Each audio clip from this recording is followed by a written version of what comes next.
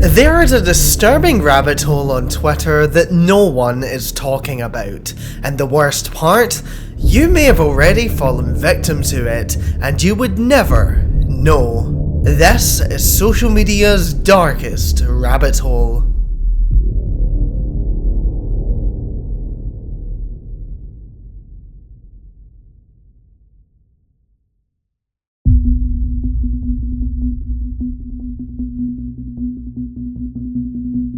After the recent Grok controversy, Twitter has once again found itself in the spotlight. It always does, and it's almost never for the right reasons. With an estimated 500 million monthly users, you would expect illegal content to be difficult to find, hidden, buried from the regular user. But that isn't how Twitter works. Over the years, we've seen countless examples of how easily abuse slips through the cracks, but the rabbit hole that we're going to be talking about today isn't like any other, because it's one of the worst that I have ever come across, and it's hiding in plain sight. Have you ever searched for something online without thinking twice? We all have. If you're on the internet, you're likely trying to get somewhere, but what if I told you that that is all it takes to find a rabbit hole, and that you can find this one with 4 simple letters? It starts with a search, IRLs. You type that, press enter, and you're in. At first, nothing looks illegal, but that is a trick. At first glance, they don't look like the kind of thing that should set off alarms. Just a line of text that appears to be a simple request, accompanied by a photo. But then, you actually read it. Send me IRLs to expose. Take a look at this 18-year-old. Attached to the post are 3 photographs. A random girl, or at least random to the people scrolling past. These aren't professional photos, they're intimate and casual, the kind of images that are only ever sent in private, the kind you send to someone you trust. And that's exactly what's happened here. At some point, this girl has trusted someone. A boyfriend, a friend, someone close enough to give them access to this part of their life, a part that wasn't meant for strangers. And that same person has now taken these images and handed them to a random man on the internet who has posted them publicly for his own gratification and for the gratification of anyone else who stumbles across them. The girl doesn't know that this has happened. She doesn't know that her images are now being passed around by strangers. She doesn't know that her privacy has been completely stripped away from her. And the most disturbing part is how visible she is. Her face is front and center, clear and uncensored. Anyone who sees this post now knows exactly what she looks like. They could recognize her anywhere. In public, at work, or at school, even on social media. But for a lot of users in these spaces, that still isn't enough. If you look in the replies, and you really don't have to look hard, you'll find people asking for more. And it's always more. What's her full name? What city does she live in? Does she have Instagram, Snapchat, TikTok? They want her social media handles. They want her location. They want a way to follow her, watch her, and dig deeper into her life. And disturbingly, this information is often given freely, provided by the same person who betrayed her trust in the first place. Someone she believed was completely safe has now gone behind her back. And this is never a one-off. The account that posted this has 52 posts at the time of writing. Another one was just uploaded 5 hours ago. This isn't a person's lapse in judgment, but rather a consistent pipeline of more and more people betraying women in their lives for their own pleasure. And even if this specific account were to disappear tomorrow, the content wouldn't dry up, because there are dozens of accounts just like this one, literally countless, too many that trying to tally them up would be pointless. New ones appear every hour, sometimes every few minutes. Through disposable profiles, temporary usernames, and blank avatars, these people thrive, and most of them call the same place home. A community called Bop City Free. As I've covered in previous videos, the word bop is a deeply misogynistic term. It's used to describe men or women, usually women, who are sexually active or who post their bodies online. In these spaces, it is often used to dehumanize. These people can't feel bad about getting off on innocent people if they don't see them as people. It's a way to strip someone of that and instead turn them into a category. And the usage certainly doesn't change in this community. The community description claims that all photos must be of people aged 18 and over, but that claim falls apart almost immediately. All it takes is one scroll to realize that this is little more than a line added for plausible deniability, because it isn't just adults being shared. One user, going by the name Mod, openly asks people to show off their underage girlfriend, sister, or daughter. He doesn't say underage directly, but instead uses the phrase low level. And that wording matters because low level is predator slang. It's a term that has been repeatedly documented in abuse networks that we've covered here on the channel, and it's a way to signal age explicitly without saying it. It's vague by design to avoid moderation and is a known dog whistle. Something that other predators will understand instantly, while automated moderation systems will look past it. They know by now that they can't openly post images of minors in public groups, so instead, they redirect the conversation to DMs or another encrypted messaging app like Signal or Telegram. And this is where the platform utterly fails. Before they even go off the platform, Twitter are failing to deal with the problem. Twitter's reporting system is notoriously ineffective, but coded language makes it completely useless. The posts don't explicitly state what they mean, and that means that automated moderation will ignore them. And unless a real human intervenes, which is rare, then nothing will be done. This isn't an accident because they are well aware that this is the case, and it all leads back to that one word: Bop. When I covered the Bop House last year, I found clear evidence that predators were already using this term to refer to underage girls on social media. That information reached mainstream discussion on social media, but yet, nothing has changed. Bop City Free, and the free is important, has over 37,000 members. That number alone tells you that this isn't some obscure space.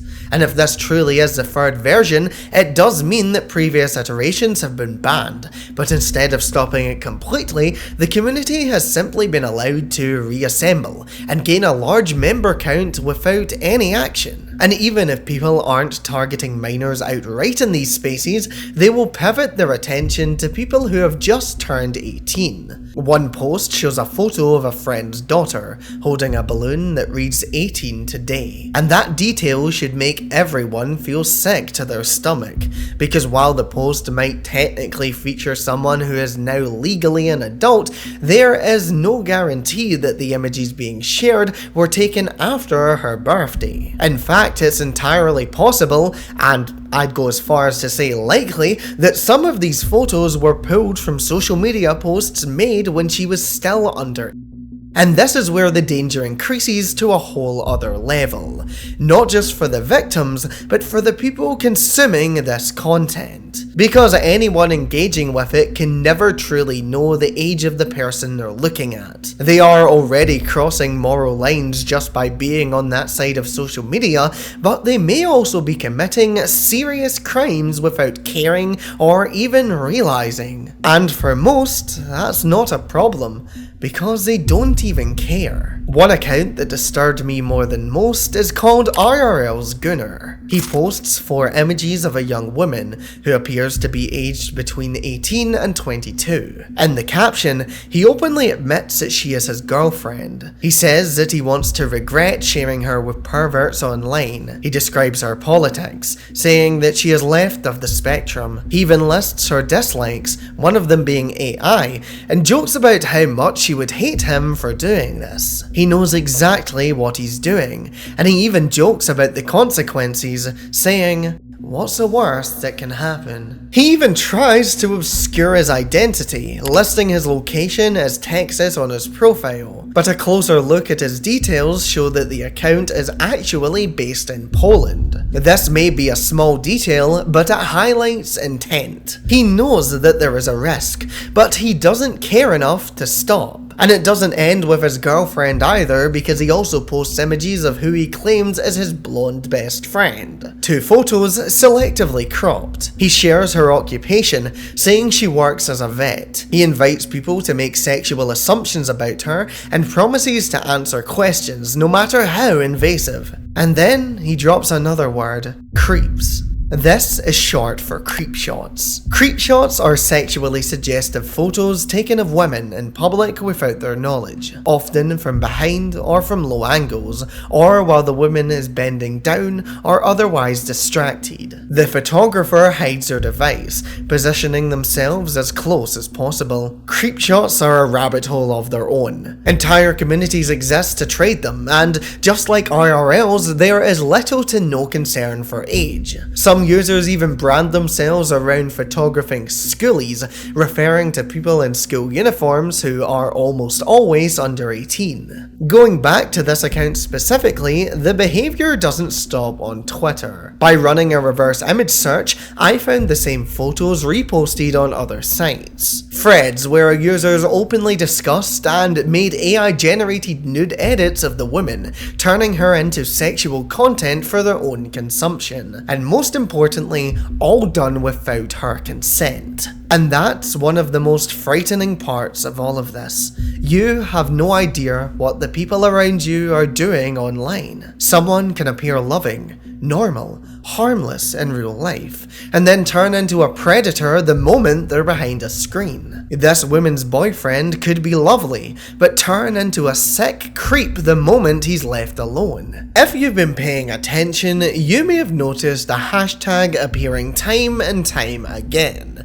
Hashtag battle. A battle can take many forms. One common version involves 2 participants sending adult content back and forth, rating each one. Whoever finishes first loses and has to complete a punishment chosen by the winner. It is competitive, and it's deeply rooted in Gunner culture. When I investigated Gunner Discord servers, I found several dedicated entirely to IRLs. Users would risk photos of people they knew by posting them into channels that deleted messages after 5 to 10 seconds. If someone managed to screenshot the image before it disappeared, it would be saved permanently. Discord is relatively quick to shut these servers down. They usually do it in a day or 2, but for every one that disappears, several more take its place, and it turns into a constant cycle. And Twitter makes it even easier, because instead of confined servers, these people now have a public stage. They can forward posts, share punishments, and humiliate each other in front of thousands of viewers. And for some, they turn it into a structured game. One post details a hangman-style challenge using IRLs. For each wrong guess, the punishment escalates. A face photo and a first name, a full body image and an explanation of how they know the girl, then her age, her locations, her intimate images, up to 20 demanded photos by the winner. This is exploitation for entertainment, and the worst part, you don't even need to know a creep for your photos to end up here. One user repeatedly posted images of women, claiming each one was his girlfriend. He did this with at least 20 different women in a matter of days. They clearly weren't all his partner, just random girls that he had selected from social media. Eventually, he moved off Twitter and started sending pictures to people on a site called eRoam. One user there, nicknamed Ghost of Smoke 420, has over 600,000 views across posts featuring more than 60 different women. He has hundreds of followers waiting for each new upload, but believe it or not, this isn't the worst it gets. Although this is already horrifying, it gets worse when money enters the picture. Back on Twitter, one account called Catfish Tasks will have people pay them for their slaves to go out and creepshot girls in public. The photos are sent to Catfish Tasks, compiled, and sold to the highest bidder. He refers to people doing this for him as his thin dumb losers, and markets the content using explicit and dehumanizing language. His aforementioned slaves even carry out tasks in real life, becoming so obsessed with women in their lives that he claims they start to think he is stalking them. This heavily blurs the line between fetish and genuine danger, but it is no surprise because this entire ecosystem feeds on addiction. In Gunner circles, relapse isn't discouraged, it's actually expected. People try to leave, fail, and are dragged back in with increasingly extreme content fed to them each time. And all the while, someone else is making money off their inability to stop. It is disturbing, and it's a far bigger problem than most people realize.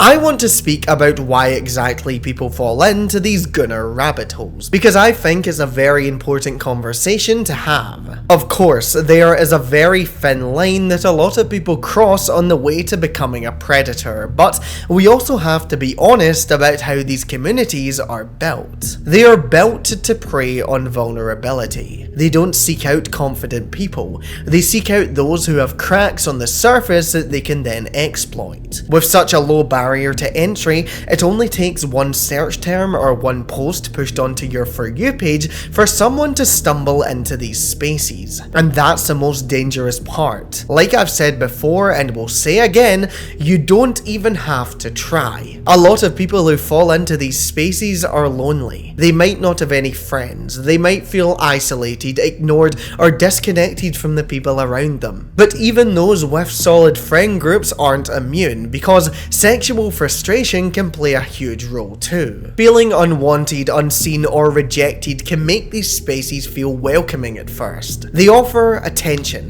validation, and a sense of being understood. And even when those people eventually solve the problems that led them there, when they make friends, find a partner, or start moving towards a healthier life, the damage is already done. By then, the spaces have consumed them, and they're addicted. They will never forget the feeling of instant belonging that these communities gave them when they needed it most, and those memories alone are enough to rope them back in. Turning everything into a game like battles only reinforces everything. It stops being about pleasure and starts being more about rules, rewards, and punishments. It becomes something structured, and that word's important because it's why so many people end up becoming slaves for users whom they believe to be more powerful than themselves. It gives them a purpose, even if they are being humiliated in the process. And this all feeds directly into the cycle that I mentioned earlier. Shame is a normal human emotion. Most people feel it when they cross a line, but these spaces use shame as a weapon. Instead of escaping, you're fed even worse content, so suddenly, what you did before doesn't feel so bad anymore. You get that temporary high and relief, and that's exactly what keeps you coming back. The problem is that the more you come back, the more desensitized you become. You might start with, but eventually, even that won't be enough. Then you move on to extreme, then that stops working too. And finally, you move on to real people. People you can interact with. It might begin with OF models, but it doesn't end there. Eventually it becomes people you can access. Your friends, your family, people you know in real life. And by the time they reach that point, they don't want to leave. Why would they? In their mind, they've already crossed a line that feels irredeemable, so why walk away from a place where they're accepted, where no one judges them, where everyone is just as far gone? That's exactly why this cycle needs to be disrupted before it even reaches the first step. This is exactly what the whole Grok situation exposed to the public. These people already exist, and now that reality is out in the open. AI responding to depraved sexual requests without any sort of resistance shows how quickly new technology like generative AI can spread this harm farther than ever before. When there is no pushback, it never dies, and when real people are turned naked by AI without their consent, that becomes yet another step in that escalation cycle. Another line crossed, and seemingly nothing to stop it. We've spoken a lot about how gooners feel and how they fall into this cycle, but we have to shift the focus to the people who suffer the most, the women affected. I've used the term IRLs a lot throughout this video because that's how this rabbit hole presents itself, but it's time to give them a name back. These aren't IRLs. These are real people who never consented to becoming content. Imagine the feeling of finding your face on a porn account, when all you've done is exist online, when all you've done is post photos like millions of other people do every day. And then imagine the horror of realizing that someone you trusted is responsible. A partner, a friend, a family member. How do you move past that kind of betrayal? And the truth is that you don't. It's a complete loss of control when you realize that your images are out there forever. They're already saved, already shared to people all around the world. No matter how hard you try, there is no way to fully erase them, and that knowledge sits perfectly on top of the betrayal. And you'll never know if the person you pass on the street has seen you like that. What if someone who looks completely ordinary is part of these circles, like a lot are? You would never know, and that's scary. And the fear isn't irrational either. In the worst cases, there are examples of people being stalked, harassed, or even harmed in real life. These things do happen, and that's exactly why it's terrifying. Sadly, a lot of victims end up blaming themselves. Why did I send that picture? Why did I trust them? Why did I go looking for it?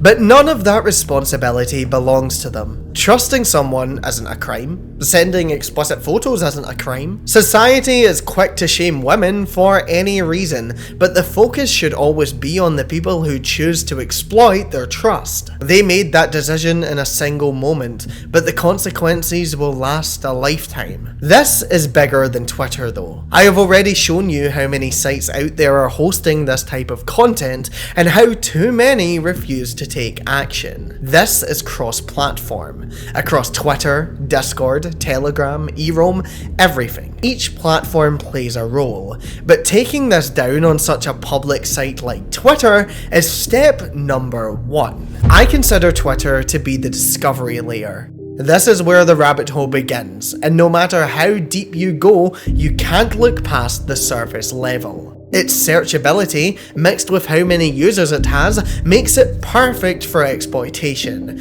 And although deplatforming it won't solve everything at the click of a button, it will disrupt the discovery and some steps of the immediate escalation. So this isn't unstoppable, but right now it is tolerated by the AI moderators of Twitter and other social media platforms. We can stop this, but we need to act. That means reporting this content when you see it. It means talking about this openly instead of dismissing it because it's just online or because it's uncomfortable or embarrassing. It means holding platforms accountable when they refuse to act. If this video made you uncomfortable, it should have. This is how the victims feel, and we shouldn't stay silent, because that silence is exactly what lets this keep happening.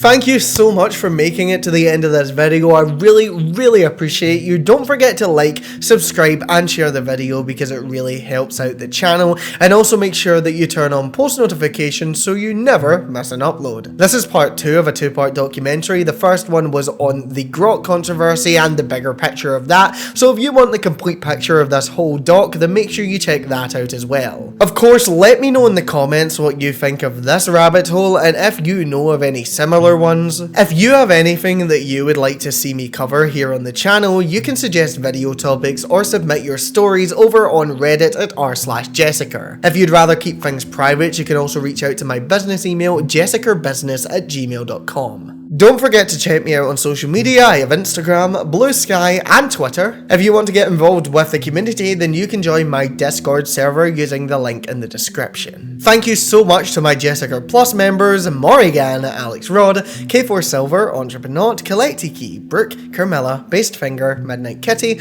Wallow, Briar, Fizzy, Frozen Roses, Greenlee, Snail Namgu, Jessicur, Shriv the Shrew, Rudy Jazz, Mickey Poopy, Clara, and Ivo Space. If you want to support the channel, then make sure that you check out Jessicur Plus. There are over 100 videos on there and it is a great way to support the channel. Of course, subscribing and liking are always more than enough, but if you are interested in supporting in a bit of a different way, then head over to jessicur.com for more information. I'll be back very soon with another video, but if you want another right now, then I think that you'll like the video that's on your screen.